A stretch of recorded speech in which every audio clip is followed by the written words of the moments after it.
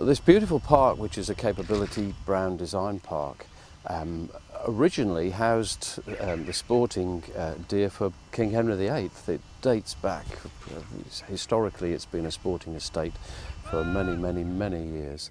We've now got fallow deer here for the public. It's an amenity aspect to it, but of course we utilise and use and sell the venison as well. They're a beautiful creature, and we don't actually know where this particular herd came from. We don't know who introduced it. We suspect it's of Eastern European origin because of the size of the antlers, but we don't actually know who brought them here. We don't actually know who brought fallow deer back to the UK. Probably the Romans, the Phoenicians, the Normans, maybe all three. We're not really sure. We know that they died out at the last ice age because fossilised remains have been found at Clacton. But we're not sure who reintroduced the fallow deer to Britain.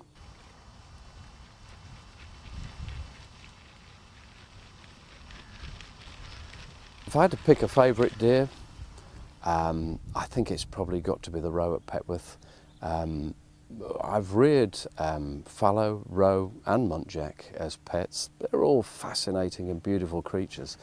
The muntjac, lovely little creature that he is, really has no place in Britain. He's devastating our bluebell woods, devastating our wild orchids. Problem being with the muntjac is that he's very difficult to control, very secretive little deer that doesn't leave cover. Much as he's delicious and much as he's a delight to see in the countryside, unfortunately he is going to cause a lot of problems in the future. I shoot a lot of deer every year. And have become, if you like, somewhat desensitised. It doesn't mean to say I ever have failed to respect the quarry that I'm controlling, that I'm hunting, that I'm managing. And I hope I never will.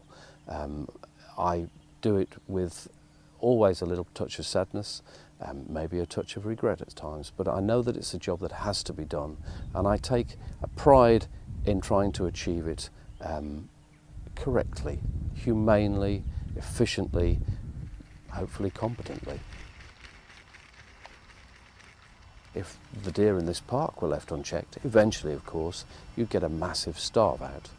And I've heard reports from various people, well, why don't you put them on the deer equivalent of the pill? Not practical, it doesn't exist. There is only one way of controlling deer, and that is to shoot them and to make the most use that you can from the venison, the very healthy meat that is a result of that animal being shot.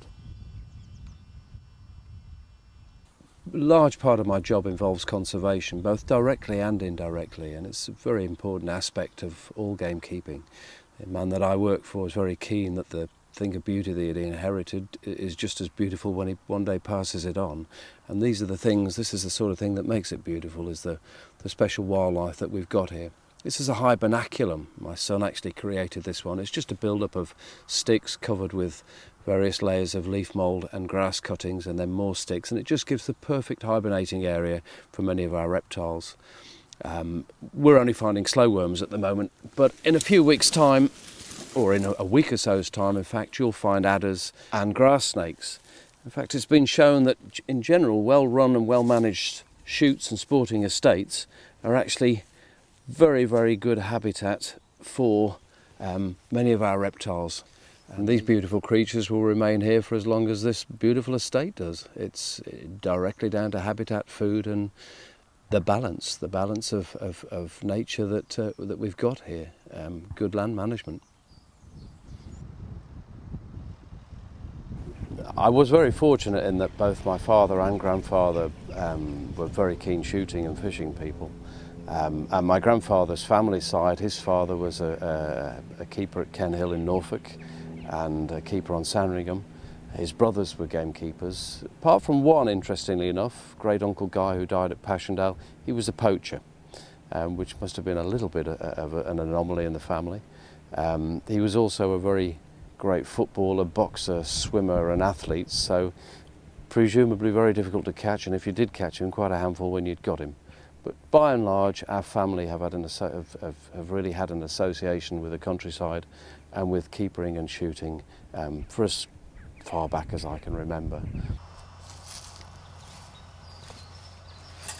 Behind me is one of the many conservation projects that we've undertaken over the last few years. Just a small pond, nothing special, but it's there to increase the number of amphibians that we've got on the estate, including the great crested newt, which we have in good numbers, healthy numbers, and that shows we're doing something right.